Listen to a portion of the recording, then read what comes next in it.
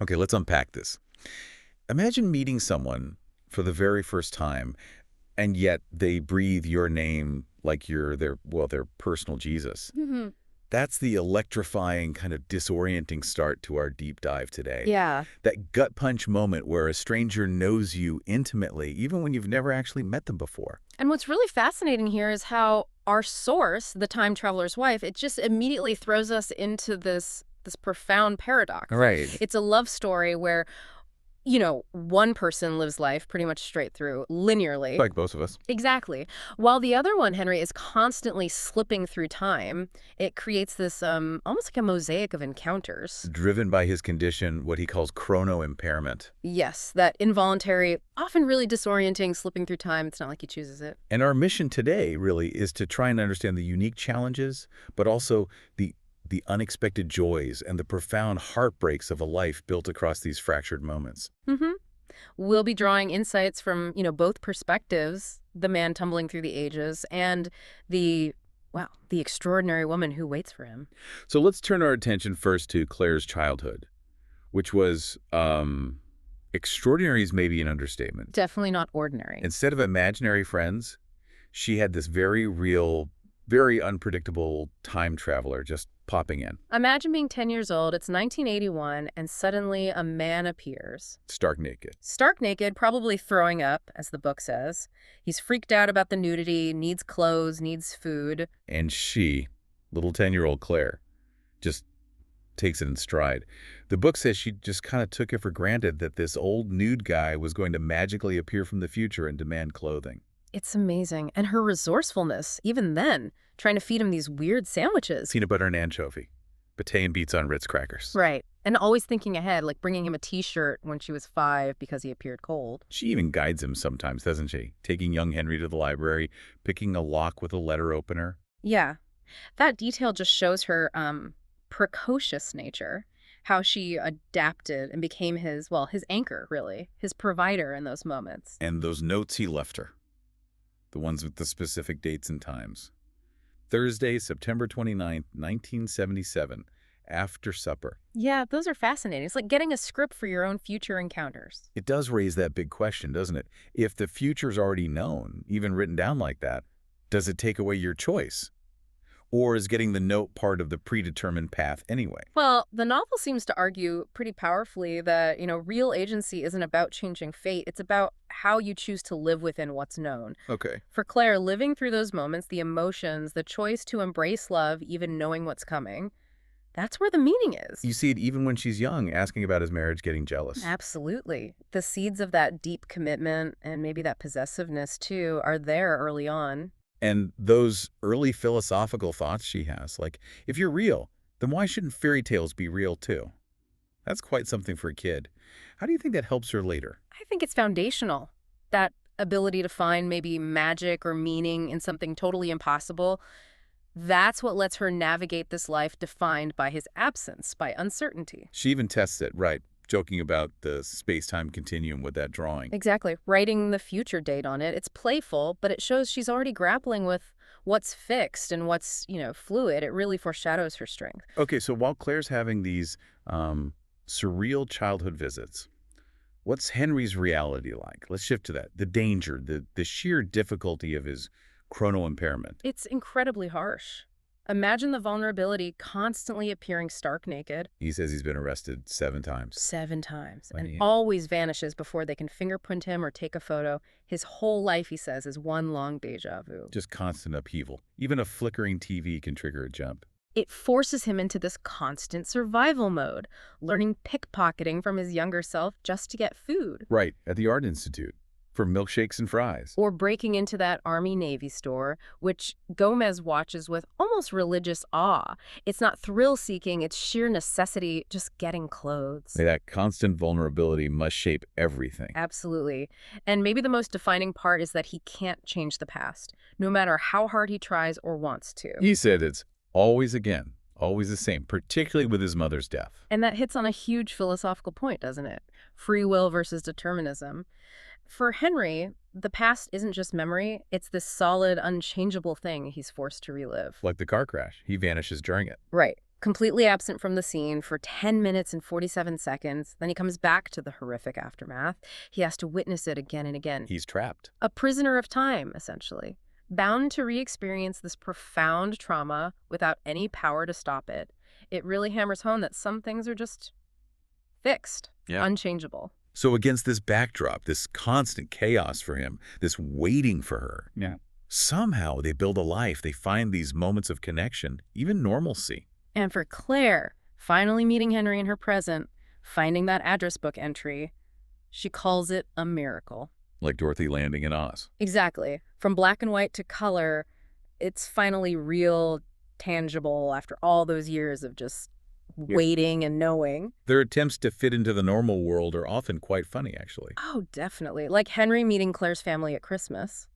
His dislike of small cars. His need for an incredible amount of physical activity. The punk librarian deluxe look. It shows I'm trying to bridge the gap between his chaotic existence and, regular family holidays. Often awkwardly, but they manage. The wedding is peak chaos, though. Oh, absolutely. First, Claire gives him that very direct password. Fuck me, just in case the groom time travels before the vows. Which, of course, he does. Shows up wet, dirty, and unshaven, looking older. And then Kimi, the landlady, asking about a ménage à trois at the reception. It's wild, but it also shows their resilience, their ability to find humor even when things are completely off the rails. It's part of their unique dynamic. Their intimacy must be so complicated, too. You see hints of it, like Claire asking about, frequency, and Henry's joke about having already done it 23 times today and wanting to read Bleak House. Trying to normalize the bizarre aspects of it all. Right. And then there's that moment Claire confesses about Gomez from years earlier. Yeah, Henry's reaction to that is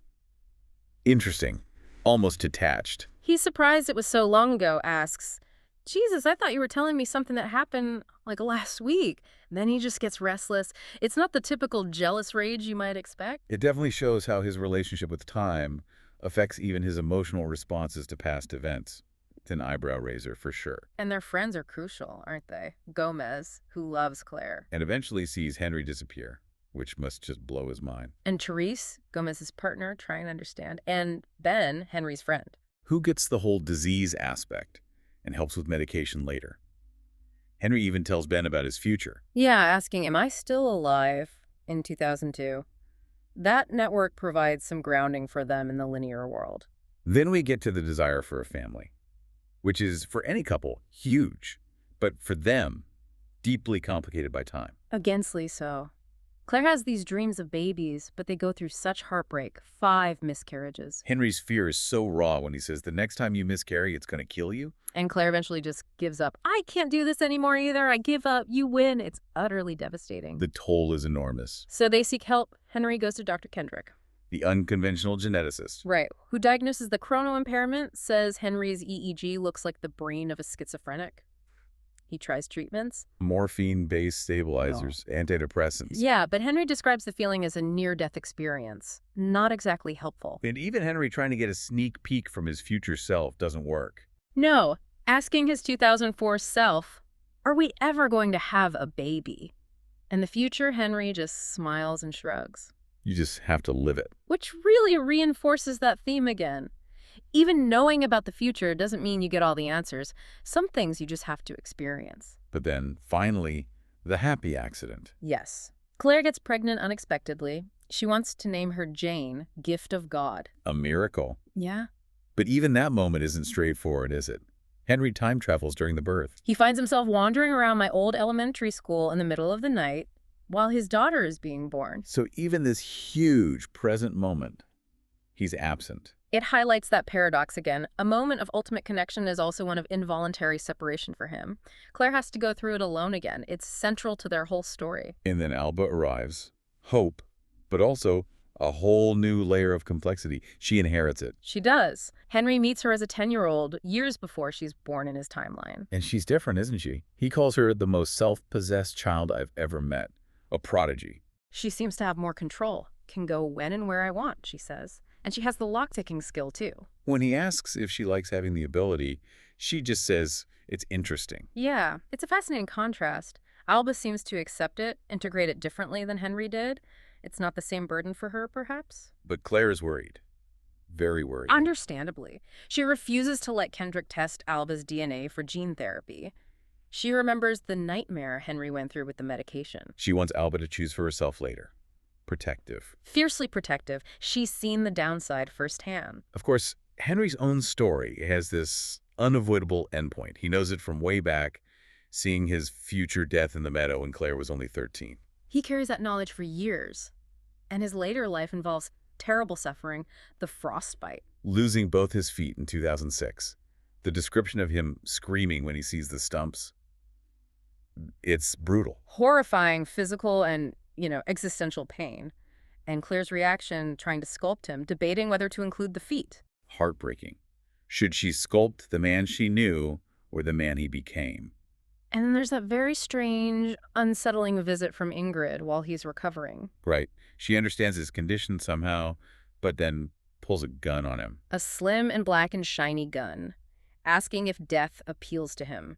Henry knows it doesn't happen that way, but her response. But what if I want it to happen that way? Chilling. It pushes that boundary between fate and choice again. And then finally, the inevitable. The Christmas party 2006, the gunshot. Ripped flesh framing a secret world of blood. After he's gone, he leaves Claire that letter. Urging her to be free, stop waiting. Go out in the world and live. Saying absence can be present, like a damaged nerve, like a dark bird. And Claire finds a new way. She accepts, you are the traveler now. She carries the knowledge of his death date, August 29th, but she endures. She's not broken by it? No. And their story comes full circle with that final reunion, 2053. Claire is 82. Henry finds her, this old woman, extremely still, with white hair. And when she turns, her face just transforms into joy. He holds her, and that description of their love. Clear and faithful. Mm-hmm. Longed for as the sun-warmed earth is longed for by a swimmer spent in rough water. It's incredibly powerful, a love that literally transcends time, loss, everything. So wrapping this up, what does it all mean? We've gone through this incredible journey, this life where love seems to be the only anchor in this shifting sea of time. Where absence is almost a constant presence. That damaged nerve, that dark bird. Yeah. Their story, I think, really reminds us that even when time or distance separates us, those deep connections persist. They shape us. It feels like it argues that time is nothing, really, against those deep bonds. Exactly. It forces us to question our own linear view of life, of loss. How do we define presence or absence in our own relationships? It explores attachment, identity, all against this backdrop of time's relentless movement. It suggests connection can bridge any gap, even, reality itself. Which leads us to a final thought for you, our listener. A provocative one, maybe. If you knew your future, the whole thing, the immense joys, but also the profound sorrows, would you still choose to live it, knowing every step? Or would just knowing change how you experience it all? Something to think about. Until our next deep dive.